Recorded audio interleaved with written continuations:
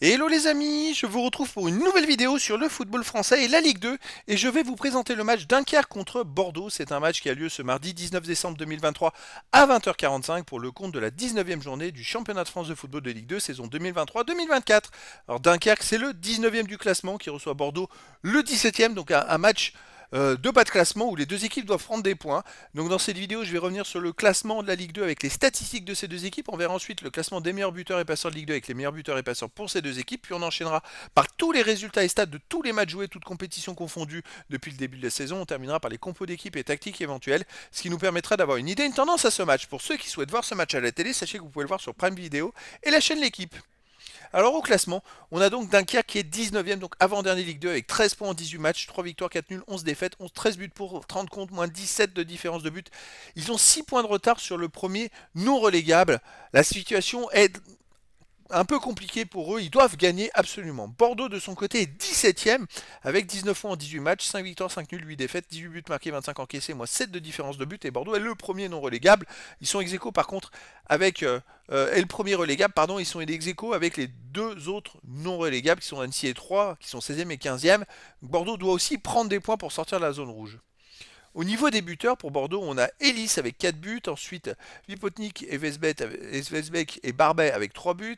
Après, pour Dunkerque, on a plein de joueurs à 2 buts. Granduillet, Grib, Aurélien, Boissier. Et pour Bordeaux, on a Diaz à 2 buts. Après, il y a des joueurs à 1 but pour les deux équipes. Pour les passeurs décisifs, on a David Ashvili de Bordeaux qui est à 3.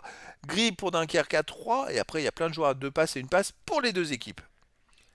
Les résultats, toutes compétitions confondues. Alors Dunkerque, cette saison, c'est 4 victoires seulement, 6 nuls, 12 défaites en 22 matchs, 20 buts pour 38 contre, moins 18 de différence de but.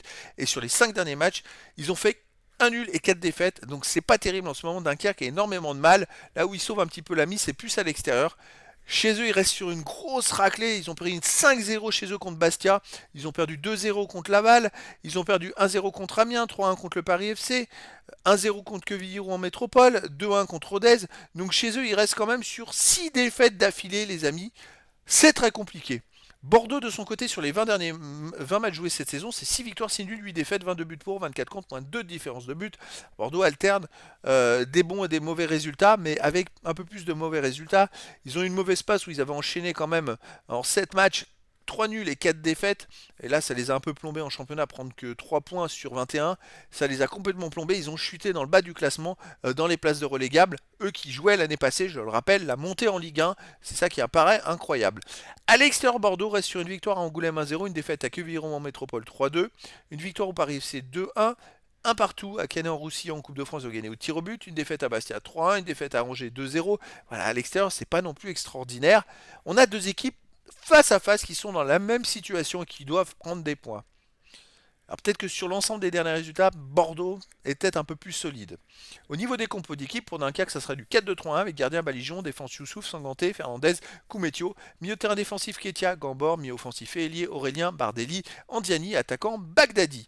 Et pour Bordeaux, ça sera du 3-5-2 avec gardien Strasek ou Johnson, défense Bokele ou Gregerson, Barbet et Comier, milieu de terrain Livolan, Pedro Diaz, Ignatenko, Sissoko, Nsiba, et attaquant David Ashvili et Vipotnik. Donc voilà les amis, c'est un match un peu, je dirais avec du stress pour les deux équipes parce que c'est un match avec un gros enjeu.